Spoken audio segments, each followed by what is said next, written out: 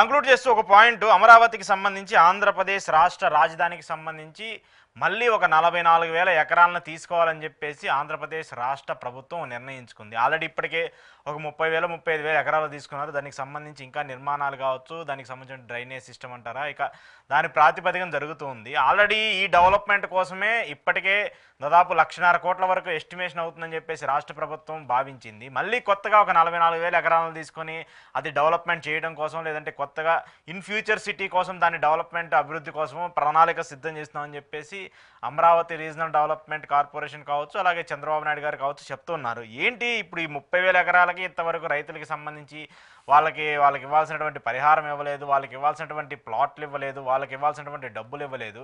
మళ్ళీ కొత్తగా మరొక 40,000కు పైగా ఎకరాలని ల్యాండ్ పూలింగ్ చేయటం అంటే ఏం జరుగుతుంది? నిజంగానే అమరావతికి అంత ల్యాండ్ అవసరమా, లేదంటే చంద్రబాబు నాయుడు గారు మళ్ళీ విజనరీ ప్రకారమే ఈ ల్యాండ్ని తీసుకుంటున్నారనుకోవాలా? ఏదో సామెత చెప్పినట్టు ఉంటుంది సార్, మేము మెతుకులేదు సామెత ఉంటది కదా, ఆ సామెత చెప్పినట్టు ఉంది. ఇప్పటికి ఇచ్చిన రైతులకి 10 సంవత్సరాల నుంచి వాళ్ళ పరిస్థితి ఏమో అర్థం కాని పరిస్థితి, డోలామైన స్థితి. ఆల్రెడీ ఒక 33,000 ఎకరాలు తీసుకోవడం జరిగింది. గవర్నమెంట్ దగ్గర ఉన్న దాదాపు 20,000 ఎకరాలు ఏమో కూడా దానికి కలపడం జరిగింది, ఫారెస్ట్ ల్యాండ్ కానీ గవర్నమెంట్ ల్యాండ్ కానీ. సో 54,000 ఎకరాలు ఏమీ చేయలేని పరిస్థితుల్లో మనం ప్రపంచ బ్యాంక్ దగ్గరకో, ఏషియన్ డెవలప్మెంట్ బ్యాంక్ దగ్గరకో వెళ్ళి అప్పులు తెచ్చుకొని దీన్ని ఏదో కట్టుకోవాలి 10 బిల్డింగ్లు అనే ఆలోచన ఉన్న తరుణంలో మళ్ళీ ఇంకొక 44,000 ఎకరాలు పూల్ చేసి పెడతాం అన్నప్పుడు తన రియల్ ఎస్టేట్ మిత్రులకి, మొన్న ఎలక్షన్ లో పెట్టుబడి పెట్టిన పెట్టుబడిదారులకి ఈ భూ సంతర్పణ చేయడానికి చేస్తున్న ఆలోచన లేదు. రెండవది ఏమంటే, ఇప్పుడు అమరావతి భూములు పెట్టి తేవాల్సినంత అప్పులు తీసుకొచ్చారు. ఇక అప్పులు పుట్టే పరిస్థితి లేనప్పుడు అదనంగా ల్యాండ్ పూల్ చేసి ఆ ల్యాండ్ మొత్తాన్ని కూడా మళ్ళీ తనఖా పెట్టి అదనంగా ఇంకా అప్పులు తెచ్చుకునే పరిస్థితిలో ఉందా ఈ రాష్ట్ర ప్రభుత్వం యొక్క ఆలోచన అనేది మనకు అర్థం కాని పరిస్థితి.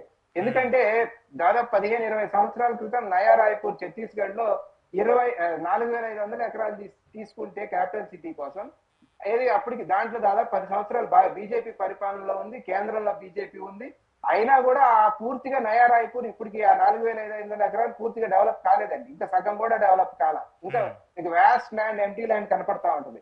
సో అటువంటి దాన్ని ఇవాళ 54,000 ఎకరాలు ఉంటే కూడా ఆ రోజు కాంగ్రెస్ పార్టీ చెప్పడం జరిగింది, ఒక 6,000 ఎకరాలు తీసుకోండి, మిగతాది మన సీడ్ క్యాపిటల్ కానీ మిగతాది ఏదైనా కానీ ఇండస్ట్రీస్ కోసం 6,000 ఎకరాల్లో మనం చేస్తే ఆటోమేటిక్ గా నగరం అదే విస్తరించదు తప్ప నగరం మనం నిర్మించడం ఏంటని చెప్పడం జరిగింది. బట్ పెడచెవిని పెట్టడం జరిగింది చంద్రబాబు నాయుడు గారు. మరి ఎనీహా 54,000 ఎకరాలు తీసుకున్నారు. ఇవాళ మళ్ళీ తీసుకోవడం అంటే భూ సంతర్పణ కోసం అన్నా ఉండాలి, లేదా బ్యాంకుల్లో తనఖా పెట్టి మళ్ళా అప్పులు తెచ్చుకోవడం కోసమై ఉండాలి తప్ప ఇది కనుక చేస్తే ఇప్పుడు ఏదైతే రైతులు ఇచ్చున్నారో, ల్యాండ్ పూలింగ్ లో ఇచ్చున్నారో, వాళ్ళ ఎంతో ఆశలో ఉన్నారు, కోట్లు వస్తాయి మాకనే ఆశల్లో ఉన్నారు. అది వాళ్ళ యొక్క ఆశలు పైన నీళ్లు జల్లినట్టు అవుద్ది. ఇంకొక ఆ 44,000 ఎకరాలు అది ఎప్పుడు డెవలప్ అవుతుందో తెలియదు. ఎండ్ ఆఫ్ ద డే దీన్ని మొత్తాన్ని ఒక అయోమయ స్థితిలో నెట్టే ప్రమాదం ఉంది. పవన్ కళ్యాణ్ గారు ఆ రోజు 33,000 ఎకరాలనే ఇంత ఎందుకు తీసుకున్నారని ప్రశ్నించిన పవన్ కళ్యాణ్ గారు మరి ఆ రోజు భాగస్వామి కాదు కాబట్టి తను భాగస్వామ్యంలో వాటా పంచుకోలేకపోయాడు. ఈ రోజు భాగస్వామ్యంగా అధికారంలో వాటా పంచుకుంటున్నాడు కాబట్టి మరి ఈ రోజు సైలెంట్ గా ఉంటాడా, దాన్ని క్వశ్చన్ చేస్తాడా అనేది కూడా మనం ఇక్కడ చూడాలి అశోక్ గారు. ఓకే. అయితే ఇప్పటికి శ్రీ 33,000 ఎకరాలకు సంబంధించి ఇంతవరకు ల్యాండ్ పూలింగ్ కావచ్చు, లేదంటే వాళ్ళకి సంబంధించిన నష్టపరిహారం ఇవ్వలేదు. మరి దీనికి సంబంధించి ఇస్తారా లేదా చూడాలి. మరి చంద్రబాబు నాయుడు గారు ఈ డిసిషన్ ఎందుకు తీసుకున్నారో కూడా అర్థం కాకుండా ఉంది. మరి అదే సార్, చంద్రబాబు నాయుడు డెసిషన్ ఏంటంటే ఇంకా డెఫినెట్ గా నిధుల కోసం అన్నా అయి ఉండాలి, భూ సంతర్పణ కోసం అన్నా అయి ఉండాలి తప్ప ఇంకా అదర్ దాన్ దట్ మనకైతే ఇక్కడ రీజన్ ఏమి కనపడట్లేదు.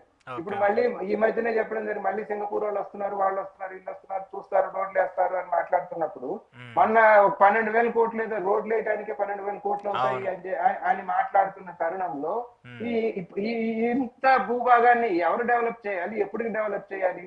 సో డెఫినెట్ గా దీంట్లో అంతర్లీనంగా ఏదో దాగి ఉంది. భారతీయ జనతా పార్టీ మరి దాన్ని చూస్తూ ఊరుకుంది. అట్ ది సేమ్ టైం దాన్ని కాదు అని చెప్పిన పవన్ కళ్యాణ్ గారు ఈ రోజు మాట్లాడకుండా ఉండటం కూడా ప్రజలు క్వశ్చన్ చేస్తారు కదా అశోక్ గారు. డెఫినెట్ గా చూద్దాం మరి దీనికి సంబంధించి రాబోయే రోజులు ఎలా ఉంటుందో. Thank you sir, thank you very much. ఇది ఈ రోజు రామకృష్ణ గారితో స్పెషల్ ఇంటర్వ్యూ. చూస్తూనే ఉండండి ప్రజాజ్యోతి.